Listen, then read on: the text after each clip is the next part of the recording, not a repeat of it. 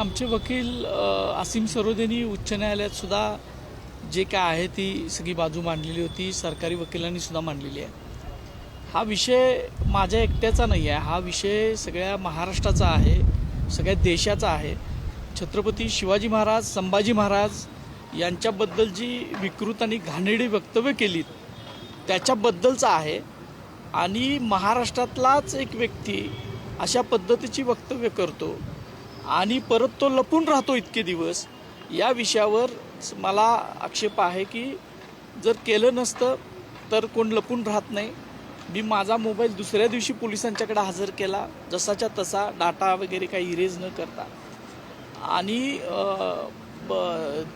जो म्हणत होते की एक वेगळं त्यांनी नरेटिव्ह सेट करायचा प्रयत्न केला की मी कॉल केला नाही, मी हे केलं नाही, मी ते केलं नाही। पण आज ज्या वेळेला हा सगळा फोन पोलिसांच्याकडे गेला त्यावेळेला डाटा इरेज करून दिला गेला। याच्यातच सगळ्या समाजानं समजून घेतलं पाहिजे की त्यांच्या पाठीमागं एवढं पोलीस दल आपलं असक्षम आहे का, असा एक प्रश्न आहे की 8 दिवस झाले, 10 दिवस झाले एखादा हा चिल्लर माणूस पोलिसांना सुद्धा सापडत नाही। आणि माझी पहिल्यापासूनची धारणा आहे की माननीय मुख्यमंत्री हे शिवप्रेमी आहेत, सगळे उपमुख्यमंत्री शिवप्रेमी आहेत। कालसुद्धा तिने अनेक घोषणा केल्या शिवाजी महाराज, संभाजी महाराजांच्या बाबतीत, आणि ज्यांनी घाणेरडे विधाने केलेत त्यांना त्यांनी तातडीनं कारवाई करायला पाहिजे।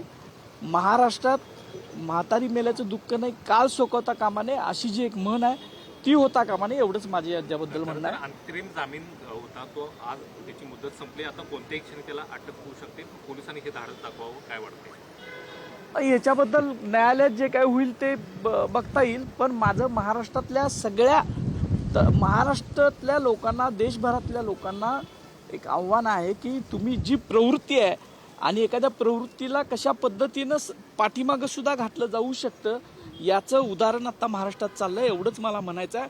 याच्यावर मुख्यमंत्र्यांनी तातडीनं निर्णय घ्यावेत, कारवाई करावी। जरी हे प्रकरण न्यायालयात असलं तरी आपल्याला सगळ्यांना माहीत आहे की कशा पद्धतीनं कारवाई करता येते।